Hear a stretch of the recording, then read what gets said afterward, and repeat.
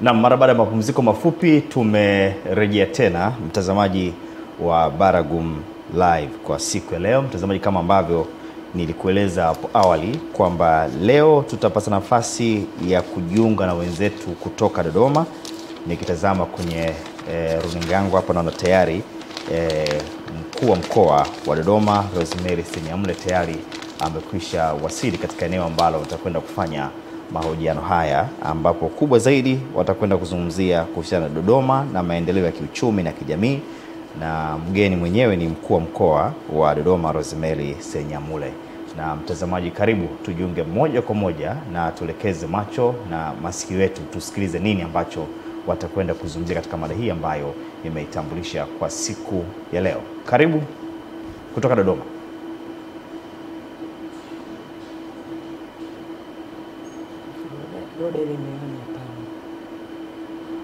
Ndio.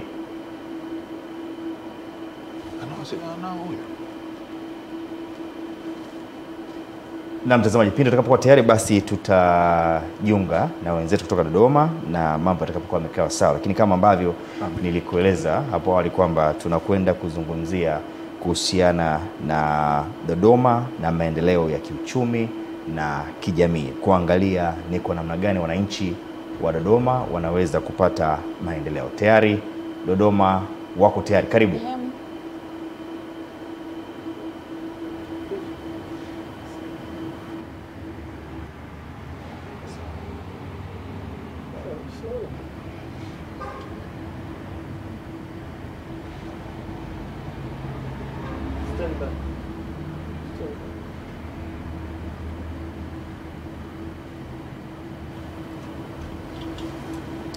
Asante sana studio zetu hapo jijini Dar es Salaam. Mtazamaji wa Channel 10 habari za asubuhi popote pale unapotutazama, karibu kwenye matangazo haya ya moja kwa moja kutoka hapa Dodoma, na leo ikiwa ni siku nzuri kabisa, Alhamis Disemba 11. Karibu kwenye sehemu ya Baragum Live kutoka Dodoma, na mimi ni Roda Simba, lakini katika upande wa kamera na msimamizi wa matangazo haya, katika upande wa kamera tupo na Mapendo Kasichi, msimamizi wa matangazo haya ni Kuringe Mongi, na leo na kwenda kuzungumza na mkuu wa mkoa wa Dodoma Bi Rosemary Senyamule. Tunazungumzia Dodoma na maendeleo ya kiuchumi na kijamii. Mheshimiwa, habari za asubuhi? Salama kabisa. Hongera kwa majukumu. Asante, nashukuru.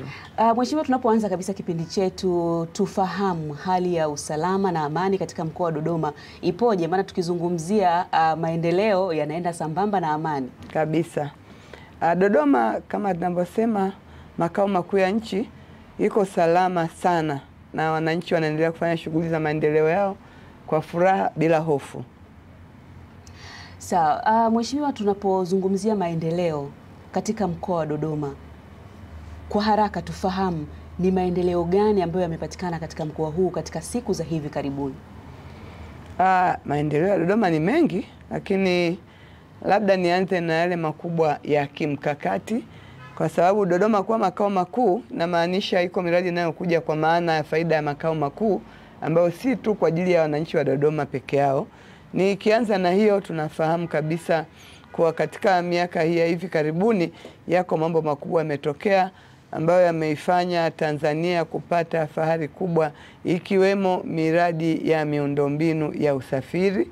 Moja wapo tunaanza kusema SGR, ambayo sasa hivi ni kama utalii kutoka Dar es Salaam kuja Dodoma. Watu wanakuja kwa SGR tu waione hivi inafananaje, hivi raha SGR ikoje na vitu vya namna hiyo. Lakini kwenye usafiri pia tunafahari kusema kuwa uwanja wa ndege unaotumika sasa ulikuwa unafanya kazi masaa 12, yani mchana peke yake. Sasa hivi mpaka usiku tunasafiri kwa ndege toka Dodoma kwenda mikoa mingine. Lakini pamoja na hiyo, uko uwanja mkubwa sana wa kimataifa ambao sasa unaendelea vizuri kwenye hatua za mwisho za umaliziaji, ambao uwanja huu utawezesha Dodoma sasa kutoka hapa kwenda duniani na dunia kuja Dodoma moja kwa moja bila kupitia mahali pengine. Lakini tunafahamu tunazo barabara, lakini nitaisema barabara moja ambayo pia ni ya kimkakati, inaitwa barabara ya mzunguko, ambayo pia itaifanya sasa jiji la Dodoma kuondoa msongamano mkubwa uliopo, kwa sababu barabara ile inapita nje ya jiji la Dodoma, inauzunguka jiji. Kwa hiyo inaunganisha mikoa yote ambayo inapakana na jiji la Dodoma, Maana yake sasa hivi wewe ni shahidi, uko hapa Dodoma, magari ya kutoka Dar es Salaam, ya kutoka Iringa, Singida, Arusha lazima yapite katikati ya jiji la Dodoma ndio yaende huko yanakoenda. Lakini barabara hii itafanya sasa magari yale makubwa ya mizigo ambayo hayana sababu ya kuingia mjini au hayana shida ya kufanya mjini, wao wanapita kutoka mkoa moja kwenda mwingine kupitia Dodoma, basi watapita huko nje ya jiji bila kuingia katikati ya mji na kuondoa msongamano wa magari katika jiji la Dodoma. Mheshimiwa, katika utekelezaji wa miradi hii tumeona kuna miradi ya miundombinu ya barabara, lakini pia kuna miradi ya umeme, maji. Utekelezaji wa miradi hii ipoje katika mkoa huu wa Dodoma? Kama ambavyo tunafahamu kuwa serikali ya awamu ya 6 imefanya kazi kubwa sana. Mimi niendelee kumpongeza Mheshimiwa Rais pamoja na wasaidizi wake kwa kazi hii kubwa ambayo imefanya, hasa tukizungumzia muhula wa kwanza, na tuna matumaini makubwa katika muhula huu ambao tunauendea sasa. Katika muhula huu wa kwanza kwenye upande wa umeme, kwa mkoa wa Dodoma, vijiji vyote vya mkoa wa Dodoma, vijiji 564 vilifikiwa na huduma ya umeme, pamoja na vitongoji zaidi ya nusu vilifikiwa na huduma ya umeme. Haya ni mapinduzi makubwa sana ndani ya nchi, lakini hata kulinganisha na nchi nyingi za Afrika, ambapo nimesikia Mheshimiwa Waziri wa Nishati alikuwa anasema, lakini Mheshimiwa Rais, kuwa nchi za Afrika zinakuja kushangaa tumewezaje Tanzania. Kwa Dodoma ni kati ya wafaidika wa umeme huo, lakini Dodoma hapa ni kitovu pia cha usambazaji wa umeme. Katika kipindi hicho Dodoma imeweza kupata kituo maalum pale Zuzu ambacho kimewezesha upatikanaji wa megawati 200 kwa ajili ya matumizi ya wananchi wa mkoa wa Dodoma, ambapo mpaka sasa hatunyamaliza hata megawati 80 tunazotumia, tuna akiba ya umeme. Haya ni mapinduzi makubwa sana, hasa kwenye shughuli za uchumi, na tunakaribisha sana wawekezaji. Lakini katika umeme pia tuweza kupokea fedha zaidi ya bilioni 500 ambazo zinapoza umeme. Umeme ule unaotoka bwawa la Mwalimu Nyerere unatakiwa upite Dodoma ndipo uende mikoa mingine ambayo inaunganika na Dodoma. Kwa hiyo sasa hivi tunaendelea na mradi wa ujenzi kutoka bwawa la Mwalimu Nyerere kufikisha umeme hapo kituo kikubwa cha Zuzu ambacho kinajengwa, ili baada ya hapo umeme ule uweze kusambazwa kwenye mikoa mingine ya Tanzania. Kwa hiyo sisi tunasema pia Dodoma ni kitovu cha usambazaji wa umeme.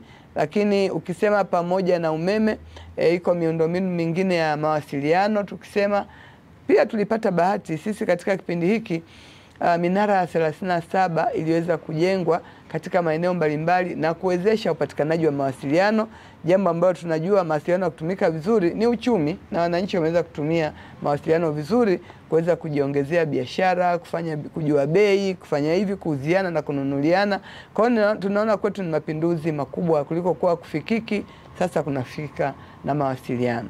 Kwa hiyo tukisema maendeleo ya Dodoma kiuchumi, tuna mengi sana ya kuyaeleza. Lakini nikisema hivyo sijaenda kugusa kwenye mambo ya kilimo, ambapo zaidi ya 70% ya wananchi wa Dodoma wanategemea kilimo, na katika kipindi hiki cha karibuni tumeshuhudia mapinduzi makubwa ya uwekezaji katika Wizara ya Kilimo au sekta ya kilimo, ambapo kwa mkoa wa Dodoma tulibahatika kupata ujenzi wa mabwawa makubwa ambayo yatawezesha zaidi ya heka 100,000 kuweza kuwa na miundombinu ya umwagiliaji. Na hii ni katika mkoa mzima. Ukienda Mpwapwa kuna bwawa la litamwagilia zaidi ya ekari 20,000. Ukienda Chamwino kuna ujenzi wa mabwawa 3 pale Membe, Ndogoe, lakini na Chilangali, yote haya yatakuwa na umwagiliaji. Ukienda Bahi utakuta mradi mkubwa unaendelea umwagiliaji, vile vile Kondoa na maeneo mengine. Sasa kwetu haya ni mapinduzi makubwa sana ya kiuchumi, kwa sababu na maana mtu akijengewa bwawa akiwa anamwagilia kwa kilimo, Dodoma na hali ya hewa na udongo unaostahili kila kitu, maana yake ataweza kulima mara 3 kwa mwaka. Dodoma tunasema tunalima alizeti. Atalima mara ya kwanza, atavuna, atauza, atalima mara ya pili, atavuna, atauza, labda mara 3 atasema sasa nilime mahindi ili nipate chakula, labda nilime karanga. Kwa hiyo tunaona mapinduzi makubwa sana ya kiuchumi yanakuja kwa wananchi wa mkoa wa Dodoma. Na pia hakuishia kuchimba tu mabwawa makubwa, lakini pia kumekuwa na uchimbaji wa visima vidogo vidogo katika maeneo mbalimbali, ambako kuna mradi mkubwa ambao unapitia Wizara ya Kilimo ambao unachimba visima 10 kila wilaya. na Dodoma ameshaanza kuchimba. Nakumbuka hapo Matumbulu Dodoma jiji pameshachimbwa, nakumbuka hapo Chihanga pameshachimbwa na maeneo mengine. Kwa hiyo tunaona ukizungumzia uchumi Dodoma huwezi kuacha kilimo kwa sababu ya idadi ya watu wanaotegemea kilimo, na ukizungumzia kilimo ukienda kwenye umwagiliaji, miundombinu imewekwa, lakini pia pembejeo zimetolewa za mbolea na vitu vingine. Tunaona kuna mabadiliko makubwa ya kiuchumi yanakuja katika mkoa wa Dodoma.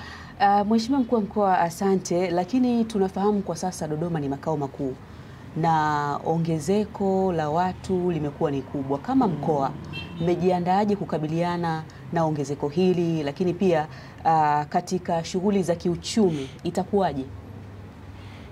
Kwanza ni kweli kumekuwa na ongezeko kubwa la watu. Hata wakati ilipofanyika sensa 2022 mkoa wa Dodoma ni kati ya mikoa ambayo inaonekana ongezeko la watu limekuwa kubwa kuliko hata ilivyokuwa imekadiriwa kwenye sensa.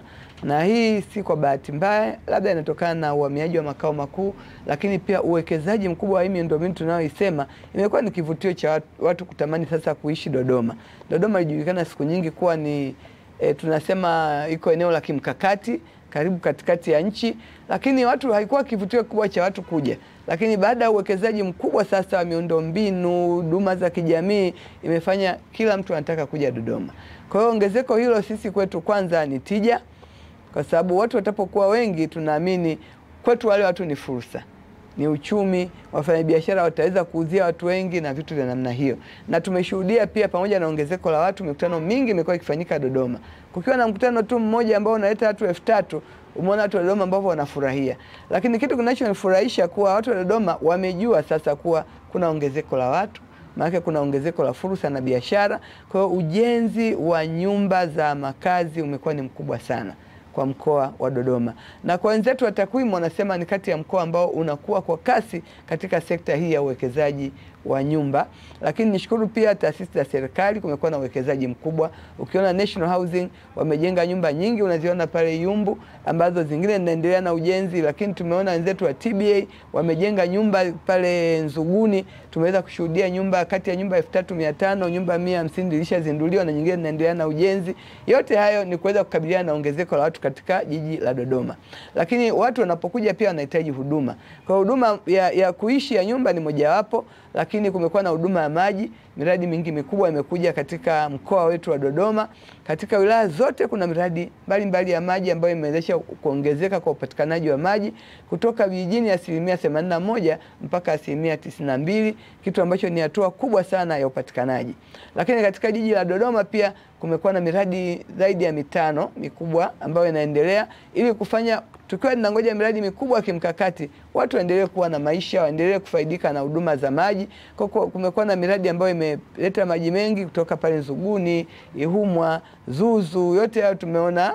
Mtiuka imeleta kuongeza kiasi cha upatikanaji wa maji kwa jiji la Dodoma, na ndio maana unaona watu wanaongezeka, lakini malalamiko ya upatikanaji hayaongezeki, kwa sababu jinsi wanavyoongezeka haya maji yanaendelea kuchimbwa katika kata mbalimbali ili waendelee kupata kwa hizo zamu wanazopata, lakini hamna mtu anayekosa maji kabisa.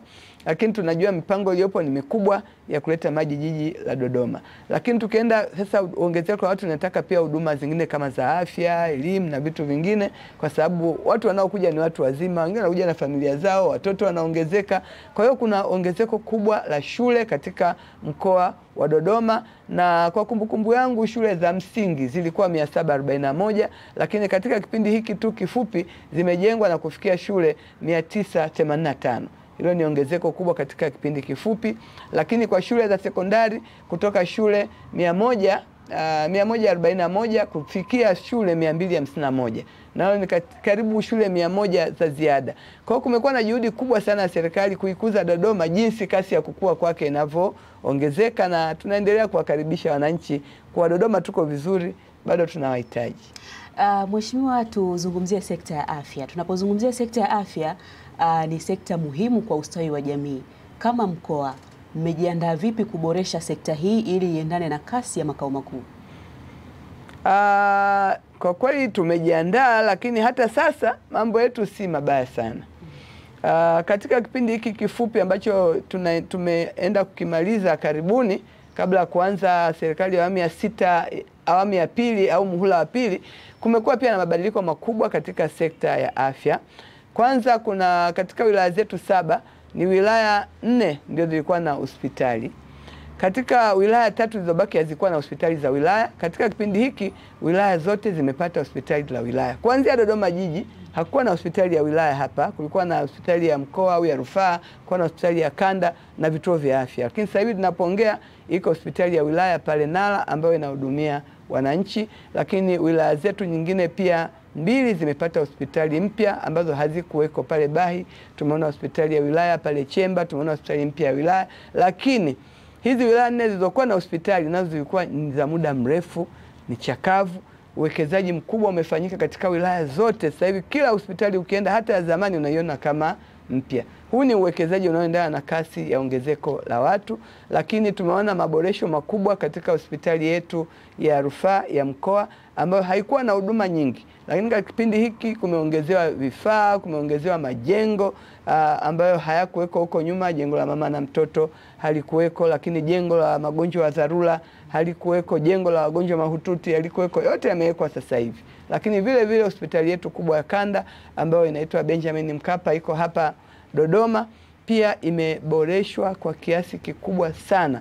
Ile hospitali sasa hivi tunategemea huenda ikaitwa ya kitaifa si muda mrefu au vyovyote vile, lakini ina hadhi ya kuwa hospitali ya kitaifa kwa sababu ya uwekezaji mkubwa ambao umefanyika katika kipindi hiki kifupi. Kwa hiyo tukisema afya, kuna mabadiliko makubwa sana ya miundombinu, lakini kuna mabadiliko makubwa sana ya vifaa.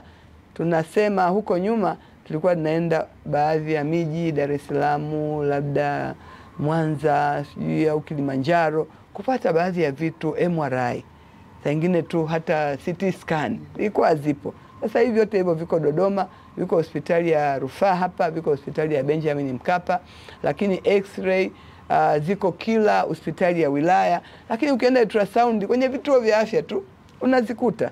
Kwa hiyo mabadiliko ambayo hayakuwepo yanaendana na kasi ya ongezeko la watu. Vituo vya afya vimeongezeka sana kujengwa, zahanati zimeongezeka kila mahali.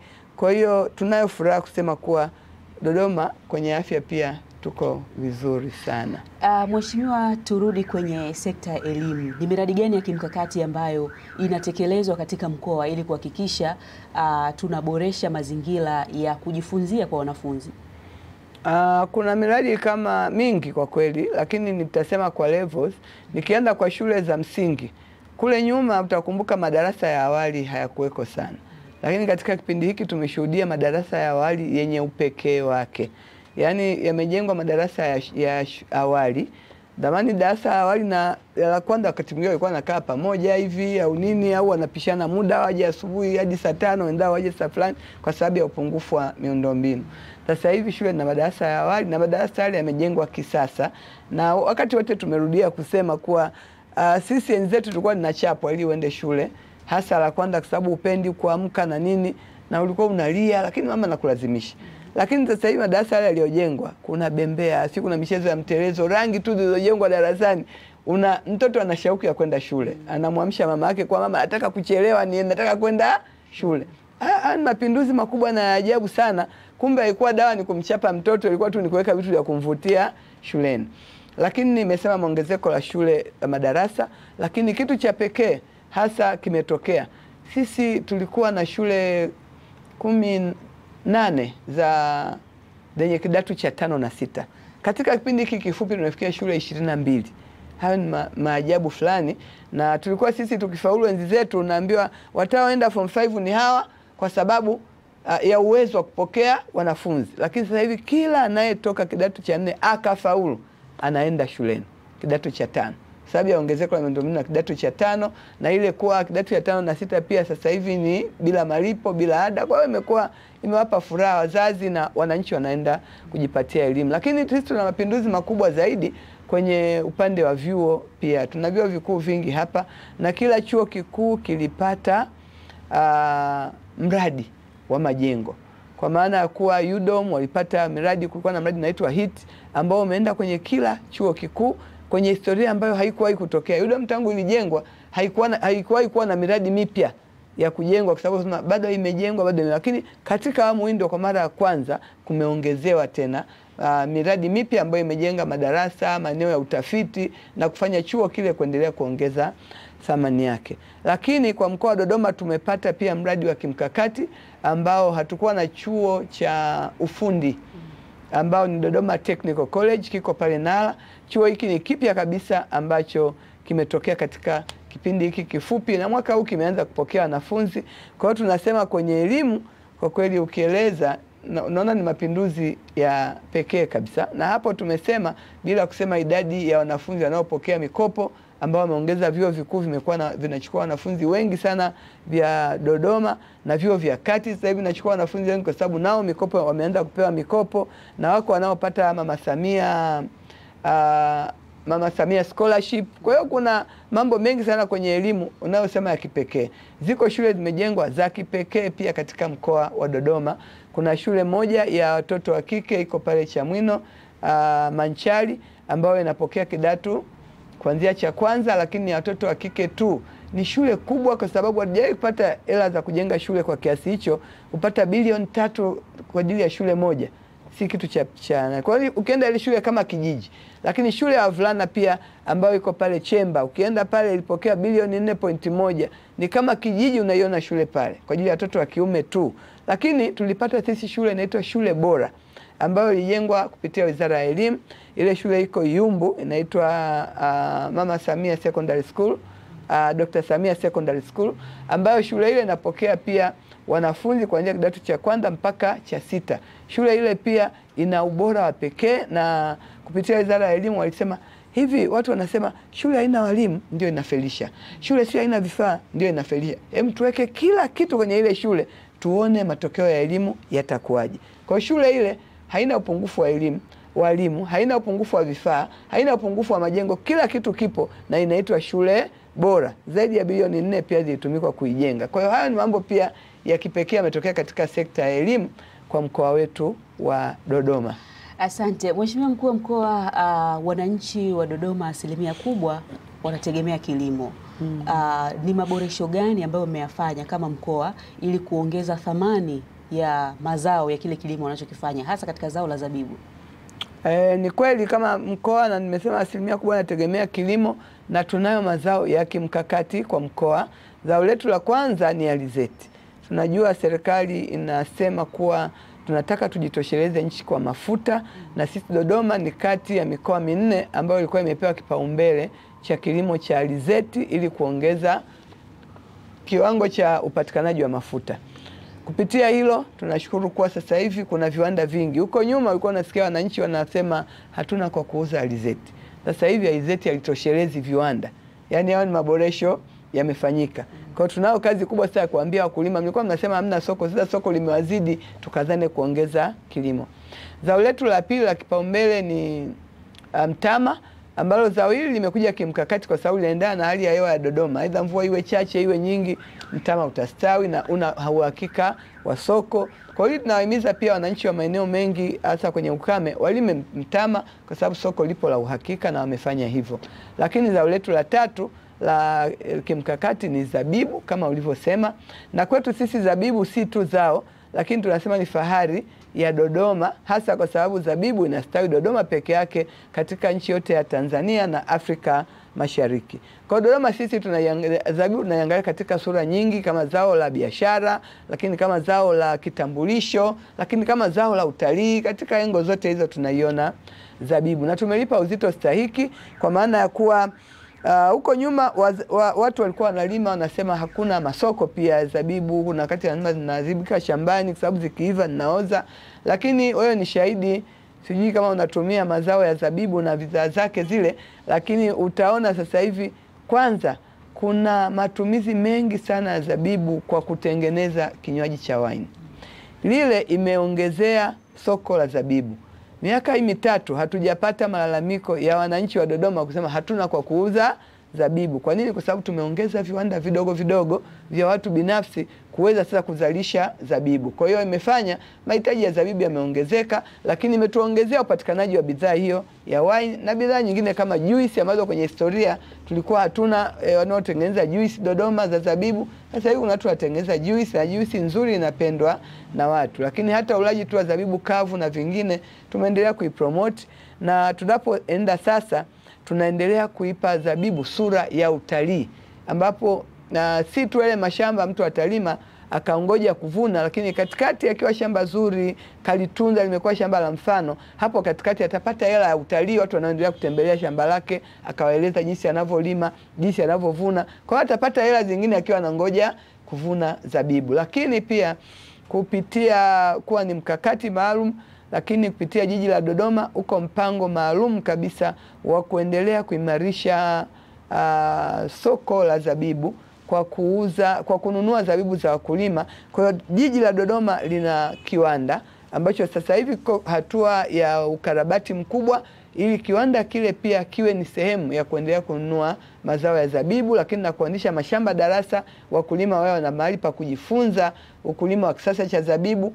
Na hili limekuwa ni zuri kwa sababu hata wataalamu wamepelekwa Afrika Kusini kwenda kujifunza, kwa sababu kule wenzetu ni wakulima wazuri wa zabibu na wauzaji wa vinywaji hivi ambavyo tunavisema.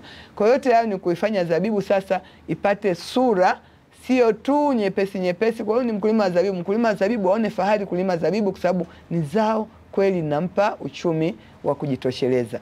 Lakini nina furaha kuwa sasa hivi Watanzania na mazao ya zabibu ya Dodoma yameanza kuwa na soko ndani ya nchi na nje ya nchi ya Tanzania. Tuna vinywaji vya wine ambavyo sasa hivi vinasafirishwa nchi mbalimbali duniani, na wanafurahia wanaokunywa kwa wana vinywaji bora ambavyo vina hadhi ya kimataifa. Lakini ndani ya nchi na furaha pia Watanzania wameongeza furaha ya kutumia mazao ya zabibu kutoka Dodoma, kuanzia matunda yenyewe lakini na vinywaji. Hivi karibuni nilikuwa napata hadithi, mtu anasema tukikaa kwenye vikao vya harusi huko wanasimuliana, anasema vinywaji gani tuweke? Lazima tuwe na wine. Hivi kuna mtu anamfahamu mtu Dodoma jamani? Mpiga simu. Bwana dada, tukapata galoni 10 za wine hapa. Zinaagizwa kwa ajili ya vikao vya harusi, ninakuja kwenye harusi. Ni mapinduzi makubwa hayo, kwa sababu sasa nina soko la ndani ambalo limekubali mazao hayo toka Dodoma. Kwa hiyo kwa wakulima wa zabibu waendelee kulima, waendelee kuimarika, mipango ni mikubwa ya kufanya zabibu endelee kuwa zao la kimkakati. Mheshimiwa Mkuu wa Mkoa, mimi nakushukuru sana. Tuna kama dakika 5 kutoka sasa.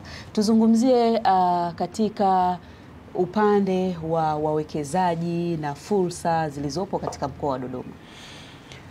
Hivi karibuni tulitangaza vipaumbele vya uchumi vya mkoa wa Dodoma, na nitavirudia kwa haraka haraka. Tulisema kipaumbele cha kwanza ni kilimo, kipaumbele cha pili ni utalii, kipaumbele cha tatu ni kufanya Dodoma kuwa mji wa kimkakati au logistic hub, kipaumbele cha 4 ni uwekezaji katika viwanda na ujenzi, kipaumbele cha 5 ni uwekezaji katika sekta ya madini, ambayo pia Dodoma imeonekana kuongoza kuwa na madini mengi katika nchi yetu ya Tanzania.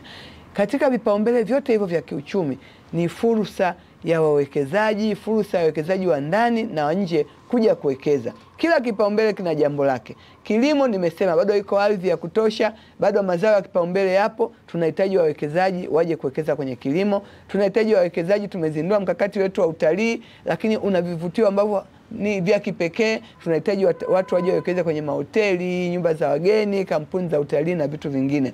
Lakini katika sekta ya kimkakati ya kilojistiki au logistic hub, tunahitaji watu wawekeze. Bandari ya nchi kavu iko pale, watu wa TPA wana maeneo pale na maeneo mengine kwa ajili ya kufanya ule usafirishaji, upokeaji wa mizigo na usambazaji uweze kuwa kitovu chake Dodoma. Lakini katika viwanda tuna maeneo yako Nala yanagaiwa bure na Tiseza, lakini jiji pia wana maeneo watu binafsi wanayo kwa ajili ya uwekezaji wa viwanda na fursa nyingine. Pande wa madini bado tuna fursa kubwa. Dodoma tunao madini yanaitwa madini rare earth element, yao yanayopatikana kwa uchache, lakini tuna madini ya kimkakati, lithium, nickel, yote yako Dodoma, kopa, waanze kuwekeza viwanda. Nashukuru wameshaanza hatu kuwekeza katika viwanda vya madini, uchakataji na nini, lakini bado yako mengi, tunawaalika wawekezaji. Fursa Dodoma ni nyingi, Dodoma inakuwa kwa kasi, usafiri upo na kila kitu kipo, ni mahali pa pekee sana. Karibuni Dodoma, fahari ya Tanzania,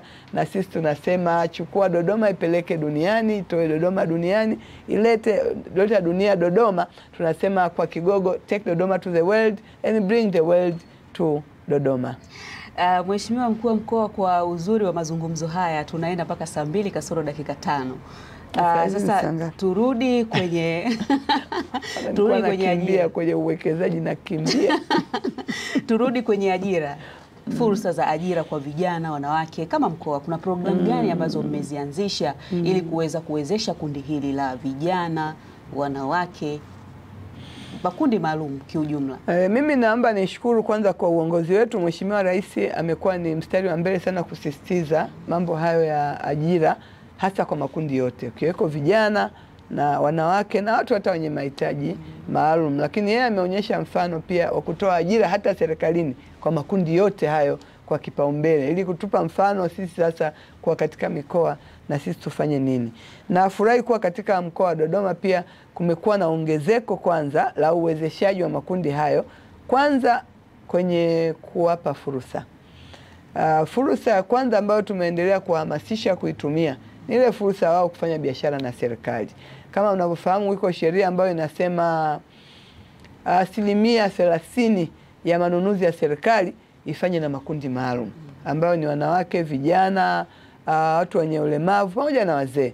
Fursa hiyo tumehamasisha sana, na nafurahi kuwa yako makundi, kila kundi hilo lina watu ambao wamefaidika na kuuza na kuuziana na serikali. Lakini fursa ya pili ni mikopo ambayo imekuwa ikitolewa kupitia halmashauri zetu, ambapo pia tunafahamu iko sheria ya 10% ya mapato ya kila halmashauri lazima iende kwa makundi maalum, ambayo pia ni vijana, wanawake na watu wenye ulemavu. Pia kumekuwa na ongezeko kubwa la utoaji wa mikopo hii kwa makundi hayo ya vijana, ya wanawake na makundi maalum kwa mkoa wa Dodoma. Ili pia limeweza kuongeza tija sana kwa makundi hayo. Najua mtu anapata tenda, tumemwambia kaombe tenda serikalini, anaenda kuomba tenda. Baada hapo akipata tenda anatamani kukimbia kwa sababu hana mkopo. Kwa hiyo tumeweza kuunganisha vitu hivi viwili, vimeenda pamoja. Huyu akija na tenda apate kipaumbele kupata mkopo. Lakini tunajua si kwamba kila mtu ataweza kuuza serikalini peke yake, ziko fursa. Hapa nimesema fursa za kiuchumi. Fursa za kiuchumi hizi zinahusu pia makundi maalum. Tukisema kuna fursa ya kilimo, yako maeneo hapa wamepewa vijana. Bahati nzuri kuna mpango wa kitaifa unaofahamu unasema jenga kesho iliyo bora, ambayo sisi Dodoma tumepata bahati, tuna mashamba 2 mpaka sasa ambayo yanaendelea na program hiyo. Pale Chinangali Chamwino kuna vijana tayari walishatengenezewa fursa pale, mazingira ya uwekezaji ya miundombinu ya kilimo, ambapo vijana wako pale wanaendelea kupata kilimo. Lakini pia kuna sehemu inaitwa Ndogoe pia iko Chamwino, ambapo pia eneo lile liko kwenye mpango wa jenga kesho iliyo bora, na vijana wamepewa maeneo pale ya kilimo, wamepewa makazi, wako pale. Siku moja ukawatembelee, utawakuta ukienda msimu wa mavuno, basi utarudi na gari yako imejaa mambo ambayo vijana wale wanaendelea kulima kule. Zote hizo ni fursa ambazo zipo mkoa wa Dodoma kwa ajili ya vijana. Lakini zaidi ya fursa hizo za Wizara ya Kilimo, nimesema fursa za kuchimbiwa visima kila mahali, ambapo pia wanafaidika ni makundi yote, wanawake, vijana wanafaidika nazo. Lakini hivi sasa tunapoongea pale Nane Nane, tunafahamu katika Nane Nane ya mwaka huu kulikuwa na maelekezo ya Mheshimiwa Rais, ambapo alisema kuwa Nane Nane iendelee kuwa hai, yani ifanye kazi mwaka mzima, isingoje tu siku ya maonyesho. Kwa hivyo ninavyosema, wako vijana pale wamegaiwa maeneo kama eka moja kila kijana, ili aendelee, wanawekewa miundombinu, wanapewa mikopo ili waendelee kufanya ile eneo liwe hai, walime mwaka mzima. Lakini wako wanawake pia wamepewa eneo pale ili waendelee kufanya eneo lile liwe hai mwaka mzima. Na watangazia watu, ukitaka mboga ukienda Nane Nane mwaka mzima unapata. Ukitaka mazao ya kilimo ambao pia ni mazao ya mboga kama kipaumbele pia cha mkoa wa Dodoma. Kwa hiyo tunaposema fursa ya kilimo ipo, hiyo fursa ipo, na bado kuna mashamba na maeneo. Lakini fursa ya pili ni hiyo ya uwekezaji katika sekta ya utalii. Hii sekta ya utalii tumezindua mkakati wa utalii, na tunafahamu watu wengi wanaoongoza watalii kwa kweli ni vijana, na sisi tumeendelea kuhamasisha waichangamkie fursa hii ya kuongoza watalii. Bahati nzuri tuliita wenzetu ambao wamekuwa na uzoefu wa utalii, wakaja hapa, wameanza kutufundisha, wameanza kufundisha vijana wetu kupitia vyuo vyetu kama UDOM, wana masomo haya ya utalii. Vijana wanaofundishwa pale wamekuja, wameanza kuanzisha kampuni, na katika historia kwa kweli sasa hivi Dodoma zina kampuni za watalii, na wameanza utalii wa kawaida sana ambao tunaukuta baadhi ya miji. Ukienda miji iliyoendelea utasikia city tour au matembezi ya kwenye mji au ya jiji. Yaani mnatembea, unaambiwa hapa ndio mji wa serikali, mnauona na sifa za mji wa serikali unaelezwa. Hapa ndio mahakama kuu, unaelezwa na sifa zile. Kwa tour hizo zimeanza na watu wanafanya kupitia zile kampuni, na watu wanatoka huko mikoa mingine kuja kuangalia city tour. Wanatupigia simu mara nyingi tu hapa ofisini, na watu wangu wanashirikiana nao, tunataka kuja kufanya ziara Dodoma, tupangieni ruti, tuone bunge, tuone mji wa serikali, tuone nini. Vitu hivyo haviko sehemu nyingine ya Tanzania, viko Dodoma peke yake. Kwa utalii huu wa kawaida umeanza, lakini tunafahamu tunavivutia kama Mkungunero, tuna pale Koro, tuna Swaga. Yote hayo wanakuja watu wengi kwenda kutembelea hivyo vivutio vya utalii, na ni fursa ambayo wanawake wanaitumia na vijana wanaitumia. Hayo mazingira tumeyatengeneza, tumeendelea kuimarisha ili wale vijana wanao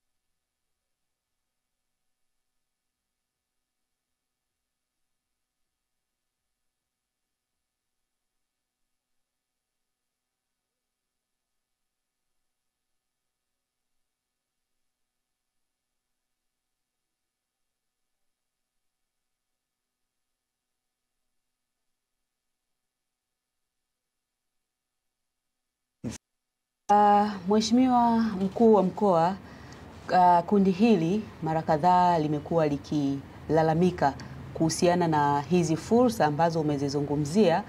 Wanasema zina masharti, wengine wanafika mpaka sehemu wanakwama kwenye hizi 30%. Kama mkoa, changamoto hii mnaitatuaje? Tumejifunza sisi vitu mbalimbali.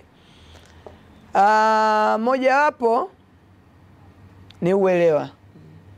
Kwa mfano sasa hivi kwa jiji labda la Dodoma, tunajua mfumo wa mkopo wao imebadilika. Sasa hivi wanapata kupitia benki, lakini wengi hawakujua kupitia huko kuna masharti mapya. Kwa hiyo walikuwa wanaenda wakiwa na sura ile ya mikopo ya zamani. Kwa hiyo sasa hivi tumeimarisha hiki kitengo cha kutoa elimu. Watu wa maendeleo ya jamii tulishawaelekeza, kwa sababu ulikuwa mtu anaanza kukopa, toka mwanzo anashughulika, anafika mwisho anambia kuna sharti hili. Kumbe sharti hili angeambiwa toka mwanzo, angeona hili sharti labda natakiwa nijipange kwanza kabla sijafika huku kote. Kwa sababu mbona mmenisumbua wakati hili hamkuniambia, wakati mimi si qualify. Kwa hiyo ulikuwa ni usumbufu kwa kweli hata kwa wale wakopaji, na wao walikuwa wanaona ni kero, ameshatumia muda wake, ametumia gharama kutoa fotokopi na vitu na hivi na hivi. Kwa hiyo sasa hivi tuliwaambia watu wa maendeleo ya jamii wametengeneza yale masharti na taratibu kwa maana ya kuendelea kutoa elimu, ili mtu kabla hajaanza kukopa ajue kitu gani anatakiwa awe nacho, ili anapokuja kukopa ameshaona vigezo hivi ninavyo. Lakini pia tunaendelea kuwasiliana na wenzetu wa benki, nao wajue mikopo ya aina hii au ya makundi haya ya utaratibu mzuri au rahisi wa kufanya kuwa wengi waweze kufaidika nayo. Lakini niwaambie tu labda vijana na wanawake kuwa ni kawaida. Hata Roda hapa nikikwambia ndugu yako amekuja asubuhi anakuambia naomba nikope milioni 2. Kwa hiyo unaingia ndani unampa. Uwezi, lazima utasema unataka kufanya nini? Utamwangalia. Unamjua historia yake, hivi ni mwaminifu huyu jamaa wangu mwenyewe mdogo wangu, lakini huyu nikimpa hatarudisha. Kwa hiyo maswali lazima yote utajiuliza hata mtu binafsi. Kwa hiyo mtu ukienda kukopa, ujue kuwa ziko taratibu za kufuata ili ufikie kwenye kupata ile mikopo. Kama tu ambavyo mtu binafsi utajiuliza maswali mtu akiwa anakukopa. Kwa hiyo nitoe wito kwa vijana, wanawake, wasione shida sana kufuata zile taratibu ambazo mwisho wa siku zinayo mafanikio chanya kwa ajili yao. Serikali inaendelea kupokea maoni, tunaendelea kuboresha pale inapoonekana kuna haja ya kufanya hivyo, lakini huenda si yote ambayo yataweza kubadilika kwa urahisi hao ambao wanautaka. Yale ambao tutakubaliana kwa ni mambo ya msingi, basi kila mtu ayafuate. Lakini fursa nyingi tusiache kuzitumia. Mheshimiwa Mkuu wa Mkoa, tuna dakika 4 kutoka sasa. Tuzungumzie sasa kwa ujumla, ni ipi dira ya mkoa ambayo mmejiwekea ili kuhakikisha baada ya miaka fulani mkoa wa Dodoma utakuwa unafanya vizuri katika sekta ya uchumi lakini na kijamii kwa ujumla? Kwanza nipongeze serikali yetu, tumeona dira ya miaka 25 mpaka 50 ambayo ina maneno fulani mazito kidogo. Unasikia tunataka kujenga uchumi wa kisasa, unasikia jumuishi, shindani, fungamanishi, hayo maneno yako pale ambayo sasa inatupelekea tukukua kwenye uchumi kwa kuchakata unasema rasilimali ambazo zinapatikana ndani ya nchi. Ile ndio mwongozo wetu sasa sisi, na tunafahamu dira ile imefunguliwa mwaka huu 2025. Sasa kama ndivyo, na sisi tulikuwa na dira ya mkoa ambayo sasa imeisha muda.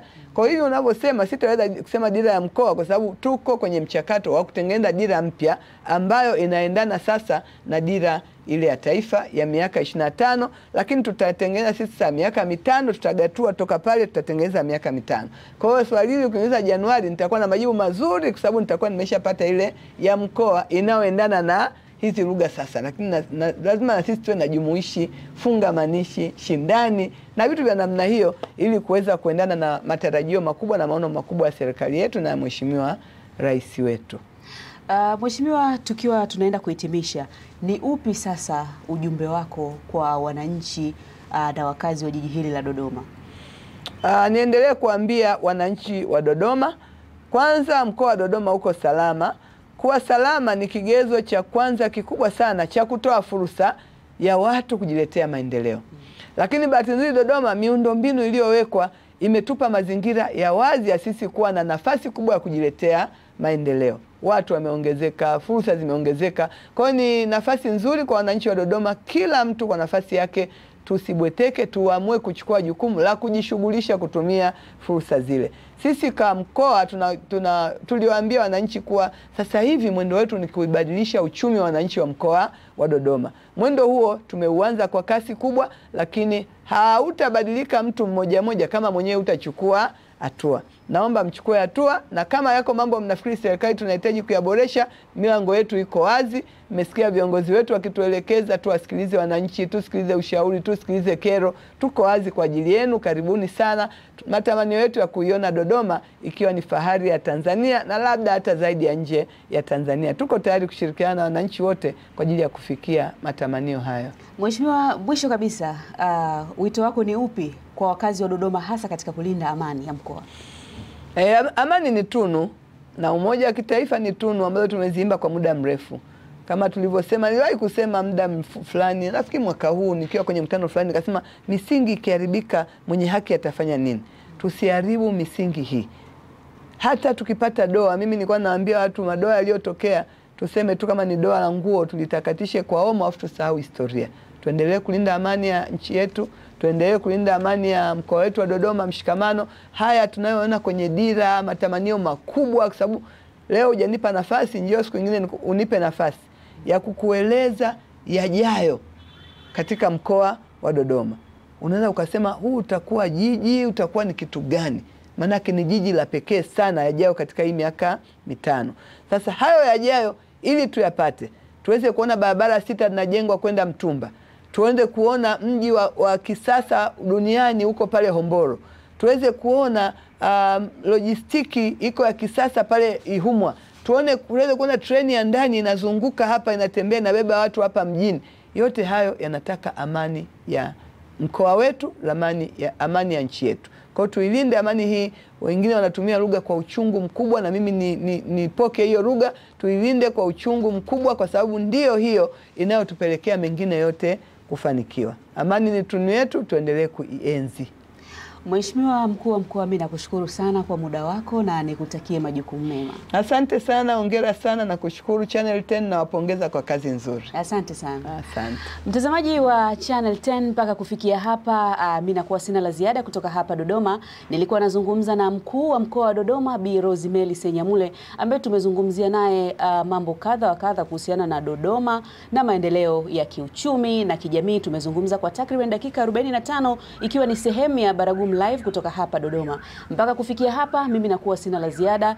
Mimi ni Roda Simba, lakini katika upande wa kamera tulikuwa na Mapendo Kasichi na msimamizi wa matangazo haya ni Kuringe Mongi. Na sasa narejesha matangazo haya hapo studio jijini Dar es Salaam kwa ajili ya marudio ya taarifa ya habari ya asubuhi njema.